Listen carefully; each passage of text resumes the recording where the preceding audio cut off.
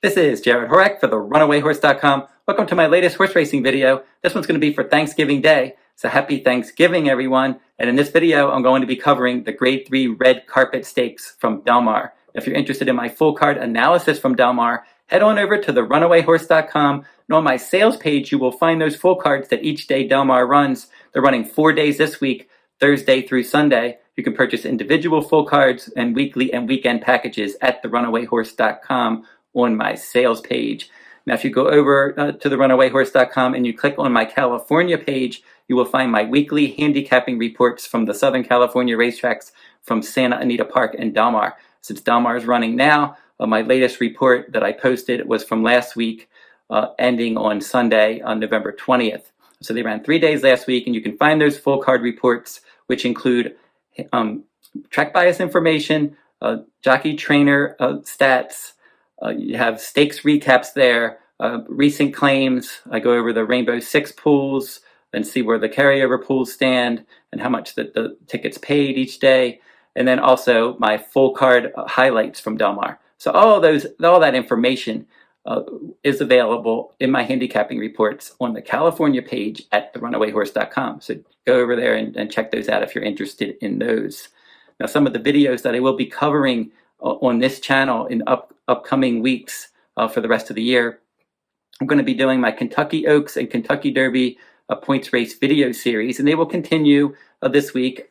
For the Kentucky Oaks, the Goldenrod will be run on November 26th at Churchill Downs. I'll cover that one in a video. On December 3rd, I'll be covering the Demoiselle Stakes from Aqueduct and the Los Alamitos Starlet from Los Alamitos Racecourse. The Untappable Stakes from Fairgrounds on December 26th will be another video that I will be covering this year, and then also next year I'll be covering plenty of these Oaks and Derby points races. Now, for the Kentucky Derby, Road to the Kentucky Derby series, this week they will be running the Kentucky Jockey Club Stakes at Churchill Downs on November 26th. I'll have a video for that one.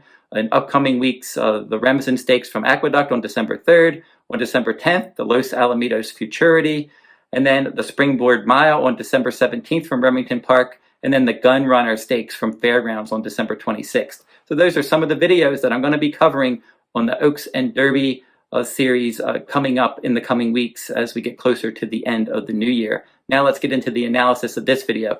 And this one's going to be for Thursday, November 4th, 2022, the 6th race from Del Mar, the Grade 3 $150,000 Red Carpet Stakes, fillies and mares, 1 mile and 3/8 on the turf course with a scheduled post time of 4:29 p.m. Eastern Time.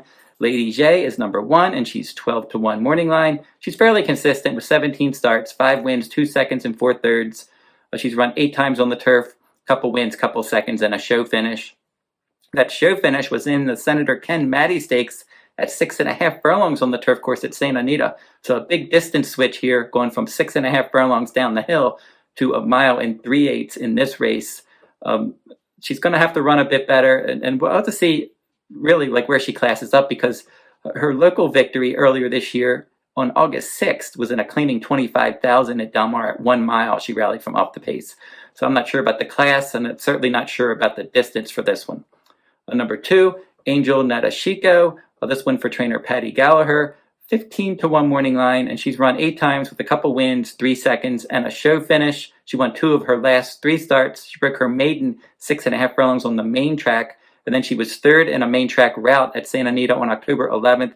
And then last time out on the main track again, she wired the field in optional claiming 50 non-winners, 1 other than. She's 0-2 on turf, and she didn't hit the board in either of those races. She looks like she's probably going to try to go out to the front and steal this race, but I don't trust her ability at this class level, or we don't really know how far she wants to run either. But she will be most likely the one to catch. Quattroelle is number 3, and she's a bit interesting for trainer Jeff Mullins. Hector Barrios rode her in her last 2 good efforts.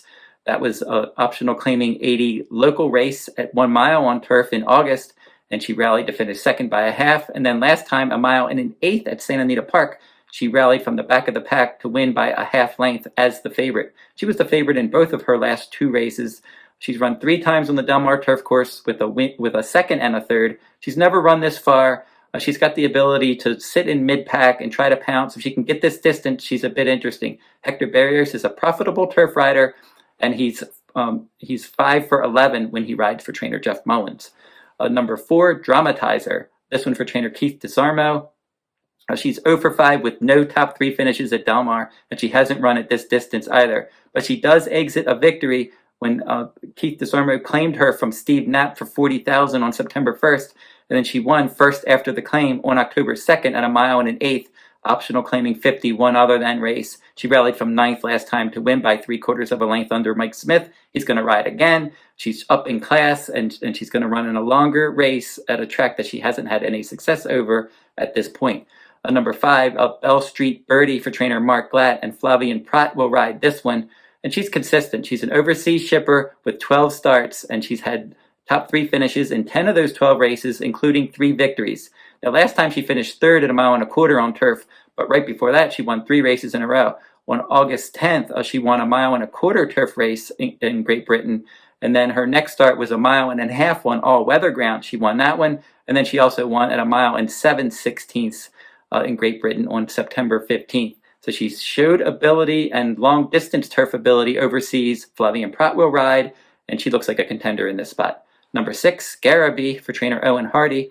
This one's a Calumet Farm American Pharaoh filly with 16 career starts, 1 win, 5 seconds, and 2/3. And she's 0 for 12 on turf, 4 runner-up finishes, and a show finish. In the Rodeo Drive last time out, she finished 5th in a 7-horse field. That was a slow early, fast late event, and she was stalking the pace. Prior to that, in the CTT and TOC stakes, that was at Del Mar at 1 3/8 miles. She rallied to finish 2nd behind Sister Otoole, and Sister Otoole is the morning line favorite in this race. Now, prior to that, she was in an optional claiming race at this course and distance on July 28th, and multiple horses from this race ran in that race. Duvet Day, Queen of the Temple, I'll be talking about those, and Scarabea was 3rd in that race. Juan Hernandez gets aboard, so I like the jockey switch. She's run twice at this course and distance, and she hit the board both times, and I think that she's an exotics contender, but I don't like her on top with that 1 for 16 record and over 12 turf record. Number 7, Sister Otoole for trainer Graham Motion. Now, Graham Motion's been sending out live runners at Del Mar, 4 starters with a win and 2 seconds, and then this year in turf routes in Southern California, in the stakes ranks, he's had some good success. Now, this one was one of his success stories, shipping from the east to the west when she won the CTT and TOC stakes, rallying from last to first, making a nice middle move under Umberto Rispoli. Now, Rispoli is known for doing that when the pace is slow in these turf routes.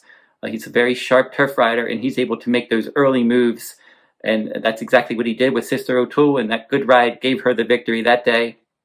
In the Dowager Stakes, a Grade 3 at Keeneland last time, Temple City Terror was the winner there, and she rallied to finish 3rd. So Sister Otoole was a clear 3rd there, and then she won that stakes race at Del Mar, and then she was in a stakes race at 1 3/8 miles at Delaware Park, and she finished 2nd before that. She's been in good form recently, and I think that she's going to continue that good form probably in this race from off the pace. Queen of the Temple, I mentioned that one from that Duvet Day race where she finished 2nd, and Scarabea was 3rd. And then last time out in the Rodeo Drive Stakes, that race really didn't set up for her. She finished 6th at 29-1 odds. She's only 1 for 9 lifetime with 4 seconds and 2/3. All those races were on the turf course, and she's run twice on the turf course at Del Mar with 2 runner-up finishes. She'll try to get involved late. Duvet Day will try to get involved late. She won that optional claiming race at 1 3/8 miles on turf at Del Mar on July 28th, sitting in mid-pack and winning it. She was in the CTT and TOC. She finished 6th there. With Sister Otoole and Scarabea running 1-2, and then Quattroelle beat her at 1 1/8 miles on turf last time out. So she's 1 for 3 on the turf course at Del Mar. She's 2 for 3 at this 1 3/8 miles distance. So I know she likes the distance, and that's could give her a chance to finish somewhere in the top 3. But she's still going to have to pick up her game because she was no threat to Sister Otoole when she faced her last time. And then Quattroelle, as I mentioned, defeated her last time. So that'll do it for the analysis of this one. Now I'll give out my top contenders and my wagering strategies in this race. Scarabea will be my 4th choice. I like her underneath. She likes to hit the board. She has enough tactical speed to sit a good trip in here. Bellstreet Bridie coming in from overseas. I like her. Also to finish somewhere in the money under Flavien Prat. She looks like she has good form from Great Britain. Quattroelle will be my 2nd choice. And I think she's one that if she can handle this distance and basically run back to that 1 1/8 miles win last time and then handle the 1 3/8 miles distance, she could be a bit interesting. But I'm going to go with Sister Otoole on top. I thought that was a nice win in that stakes race at Del Mar at this course and distance on August 19th. Rispoli rode her perfectly. He reunites with her in here. Motion's having good success in these stakes races in Southern California. And then, as I mentioned, he's having a good meet at Del Mar. He's shipped out a handful of horses to Del Mar this fall, and they all seem pretty live. And Sister Otoole looks live in here. So I'll pick her on top. Now here's how I'll bet this race. I'll make a win wager on the 7, Sister Otoole. I'll play a Quinella 7, Sister Otoole with the 3, Quattroelle, and the 5, Bellstreet, Bridie. A trifecta. I'll put those 3 on top in first and second. Quattroelle, Bellstreet, Bridie, and Sister Otoole. So that's 3, 5, 7 with 3, 5, 7. And then I'll key the 6 Scarabea in third. One more trifecta, keying Sister Otoole on top, using all in second, and then putting number 6 Scarabea in third. So don't forget to like, subscribe, and comment if you like this content. And that will wrap up this video. Again, I'll be back with some more stakes videos this week, so keep checking my YouTube channel. And until I see you next time, good luck at the races.